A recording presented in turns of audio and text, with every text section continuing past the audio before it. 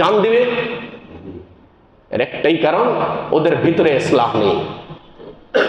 ওদের আমল আছে, শারীরিক আমল আছে, কিন্তু ওদের কলব অপবিত্র, ওদের ভিতরে ইসলাহ নেই। এই জন্য বলতেছিলাম আমল দুই প্রকার, একটা হলো জহিরি আমল, আর একটা হলো বাতিনি আমল।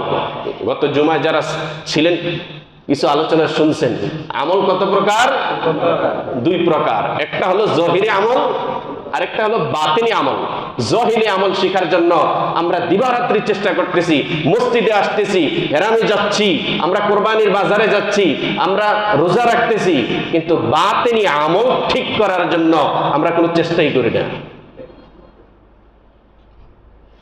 লোক নামাজ পড়তেছে আবার অহংকার করতেছে, নামাজ পড়তেছে অন্যকে গালিও দিতেছে, নামাজ পড়তেছে আরেকজনকে ওজনেও ঠকাইতেছে।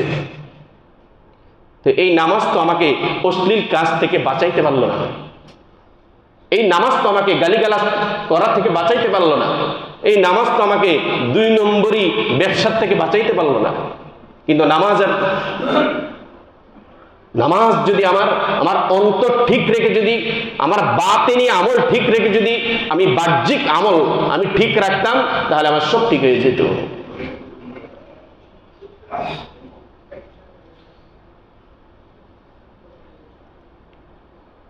এই জন্য আল্লাহ পাক রব্বুল আলামিন বলেন, ইয়া আইয়ুহাল্লাযীনা আমানু কুতিবা আলাইকুমুস সিয়াম কামা কুতিবা আলাল্লাযীনা মিন ক্বাবলিকুম লাআল্লাকুম তাত্তাকুন। আল্লাহ পাক রব্বুল আলামিন বলেন, ওয়া আকিমুস সালাত ওয়া আতুজ যাকাত।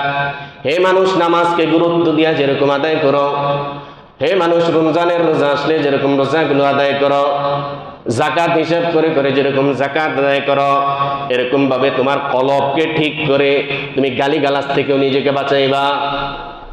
কলব ঠিক করে তুমি রিয়া থেকে, লোক দেখানো আমল থেকে মানুষকে বাঁচাইবা। ইন্নামাল আমালু বিন্নিয়াত ওয়া ইন্নামা লিইমরিইম মা নাওয়া। বুখারী শরীফের একেবারে প্রথম হাদিস, প্রথম হাদিসটাই ইমাম বুখারী রাহমাতুল্লাহ আলাইহি এই হাদিসটা এনেছেন ইন্নামাল আমালু বিন্নিয়াত। তিনি নামাজের কথা আনেন নাই, রোজার। ইসলামের মূল ভিত্তি কয়টা?